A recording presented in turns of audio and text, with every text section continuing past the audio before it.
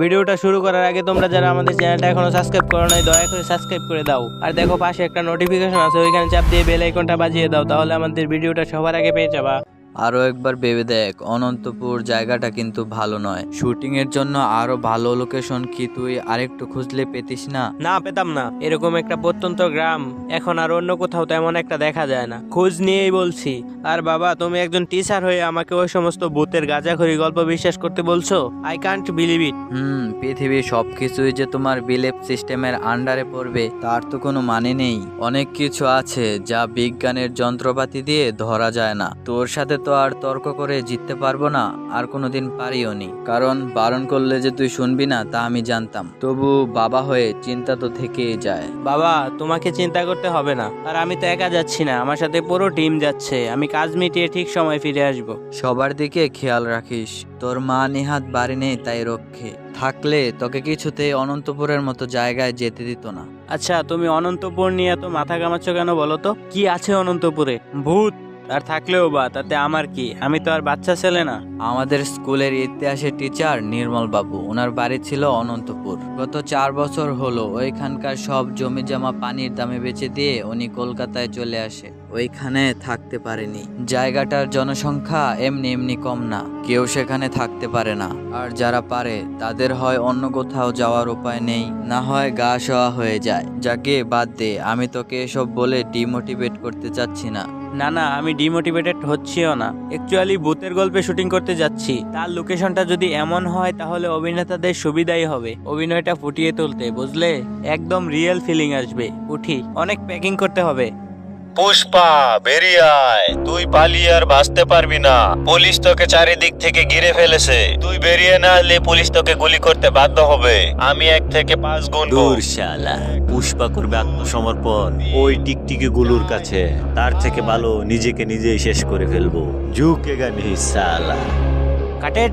Good shot. Pushpa, পরের শটটা মনে আছে তো? হ্যাঁ, ওই সারেন্ডারের সিনটা তো হ্যাঁ মনে আছে। ঠিক আছে, লাঞ্চ ব্রেকের পর শুরু করছি। ওকে স্যার, বুদ্ধি করে কলকাতা থেকে লাঞ্চের ব্যবস্থাটা করেই এসেছিলাম, না হলে কি যে মুশকিলে পড়তে হতো। জানি। সে তো আসার সময় দেখলাম, কোনো হোটেলের চিহ্ন মাত্র দেখলাম না। নে যা, সবাইকে তাড়াতাড়ি লাঞ্চটা সেরে নিতে বল। শালবনের সিনটা কিন্তু আজকে সন্ধ্যার মধ্যেই প্যাক আপ করে ফেলতে হবে। ঠিক আছে স্যার, আমি সবাইকে লাঞ্চ দিয়ে দিচ্ছি। কিন্তু স্যার, আমার মনে হয় আজকে শালবনের শ্যুটটা না করলেই ভালো হতো। কেন? এই কথা বলছিস কেন? না মানে কি করে যে আপনাকে বলি, শুনেছি ওই বাগানটা নাকি খুব একটা ভালো না। আপনি যতই বলেন শ্যুট সন্ধ্যার আগে প্যাক আপ করে ফেলবেন, তা কিন্তু হবে না। সেই রাত হয়েই যাবে, আপনি দেখেন। আর রাতের বেলা ওই বাগানটা কিন্তু... কি থামলি কেন? বল, রাতের বেলা ওই বাগানে কি হয়? সকালবেলা আসার পর থেকে আপনি তো আর রুমের বাইরে বেরোননি। আমি আর 2 জন প্রোডাকশনের ছেলে মিলে এদিক ওদিক ঘুরতে বের হয়েছিলাম। তখনই 2-1 জন স্থানীয় লোকের সাথে আলাপ হলো। তাদের মুখেই শুনলাম এই অনন্তপুরের 2-1টা কথা। তা কি শুনলি? যা শুনলাম তা বললে আপনি বিশ্বাস করবেন না। শুধু শুধু আপনাকে বলে আপনার হাসির পাত্র হতে চাই না। এই জন্যই বললাম শালবাগানের শ্যুটটা আজকে বিকালে না নিয়ে কাল সকালে নিলে ভালো হয়। আচ্ছা বেশ, ঠিক আছে। তুই যখন বলছিস তাহলে করলাম না আর আজকে বিকেলে শ্যুট। সবাইকে বলে দে শালবনের চুরোকুটের শ্যুট কালকে সকালে হবে। উফ, সারাদিনে প্রচুর দখল গেছে। ওরে বাবা, বাবা দেখি 17 বার ফোন করে ফেলেছে। হ্যালো। কিরে, সব ঠিক আছে তো? হ্যাঁ, সব ঠিক আছে। বাবা সরি, আমি পৌঁছে তোমাকে একবারও ফোন করতে পারিনি আসলে। থাক থাক, আমাকে আর বোঝাতে হবে না। আমি জানি তুই কাজ পেলে সবকিছু বলে যাস। তা ডিনার করেছিস? হ্যাঁ, এই যাস। তুমি খেয়েছো? হ্যাঁ, শিবুর হোটেল থেকে খেয়ে নিয়েছি। আবার হোটেলে খেতে গেলে কেন? আর রান্না করতে ইচ্ছে করলো না। এই বুড়ো বয়সে কোন মানুষটা রান্না করে খায় বলতো দেখি?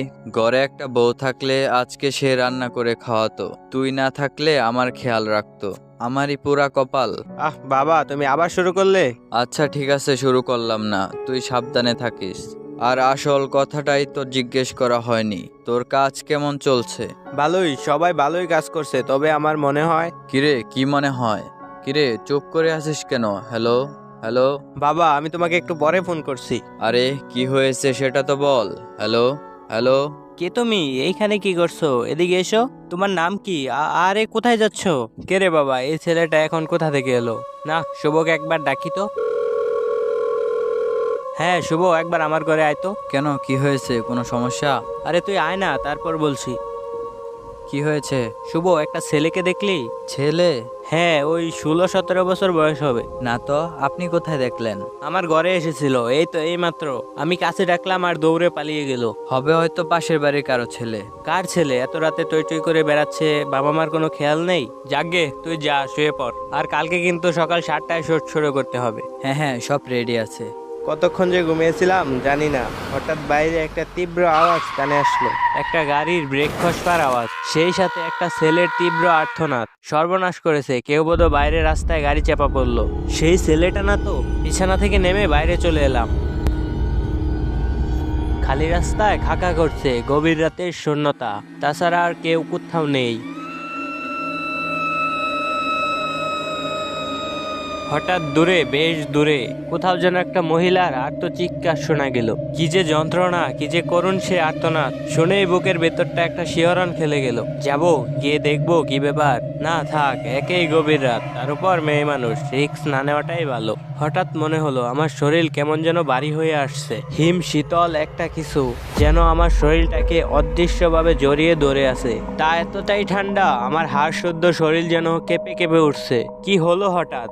এরপর অনুভব করলাম আমার পিছনে যেন কে এসে দাঁড়িয়েছে। পিছন ঘুরতেই কাউকে দেখতে পেলাম না। কি হলো কিছুই বুঝলাম না। সেই হৃদয় বিদারী চিৎকারটা আবার শোনা গেল।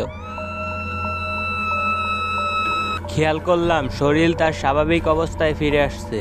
ভূতের অস্তিত্বকে আমি অস্বীকার করি, কিন্তু এবারে যেন আমার একটু ভয় ভয় করতে লাগলো। যা ঘটছে, যা অনুভব করছি তা স্বাভাবিক নয়। একটা অব্যক্ত শিহরণ পায়ের পাতা থেকে উঠে হৃৎপিণ্ডের কাছাকাছি এসে মিলিয়ে গেল। লক্ষণ ভালো নয়, বুঝলাম। অলৌকিক কিছু যদি সত্যিই থেকে থাকে, তবে তার উপস্থিতি আমার আশেপাশেই রয়েছে।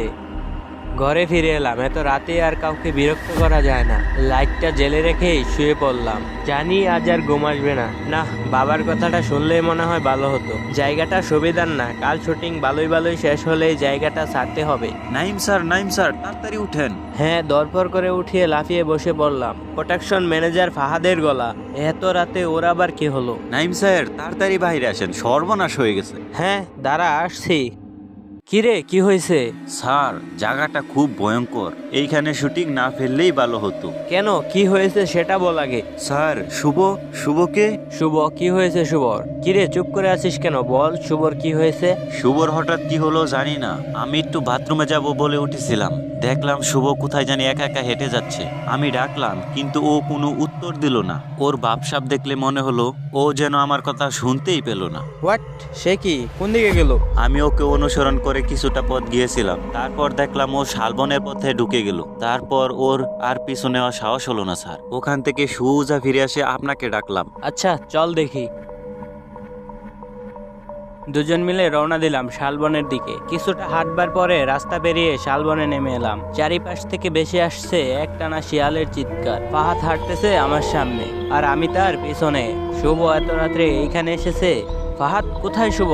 তুই কোথায় নিয়ে যাচ্ছিস বলতো? ফাহাদ দাঁড়িয়ে পড়লো, তারপর আমার দিকে ঘুরে দাঁড়ালো। তখনই আমি বুঝলাম সাক্ষাৎ মৃত্যুই আজকে আমাকে ঘর থেকে বের করে এনেছে। আমার সামনে যে দাঁড়িয়ে আছে সে ফাহাদ নয়। তার ভয়ঙ্কর বীভৎস রূপ ভাষায় ব্যক্ত করবার নয়। সে মানুষ নয়, সে একটা নারকীয় জীব। যেন নরক থেকে সদ্য উঠে এসে আমার সামনে দাঁড়িয়ে আছে একটা নারী মূর্তি। কি বীভৎস, কি ভয়ঙ্কর! সাক্ষাৎ মৃত্যুকে দেখছি চোখের সামনে। আর বোধহয় বেশিক্ষণ নয়। বুঝলাম চোখের সামনে সবকিছু কেমন যেন ঝাপসা হয়ে যাচ্ছে। এখনই জ্ঞান হারিয়ে মাটিতে লুটে পড়বো। চেতনা হারাবার আগে শেষবারের মতো আচ্ছা চোখে দেখলাম দূরে, বেশ দূরে কিছু মানুষের গুঞ্জন। কারা যেন এদিকেই এগিয়ে আসছে। তারপর আর কিচ্ছু মনে নেই। যখন জ্ঞান ফিরল, দেখলাম নিজের বিছানায় শুয়ে আছি। পাশে দাঁড়িয়ে আছে ফাহাদ, শুভ আর স্থানীয় একটা লোক। শুভ, তুই এত রাতে শালবাগানে কি করতে গিয়েছিলি? পাশে একজন স্থানীয় লোক দাঁড়িয়েছিলেন। তিনি বললেন, শালবাগানে যে নারী মূর্তি আপনাকে ছদ্মবেশে ডেকে নিয়ে গেছিল, সে আজ থেকে 10 বছর আগে মারা গিয়েছে। সে ছিল বড় অবাগিনী। কিছু দুষ্কৃতী ওকে গণধর্ষণ করে হত্যা করে ওই শালবাগানের ভেতর। ওর একটা 15 বছরের ছেলে ছিল। এ সংসারে তার কেউ ছিল না।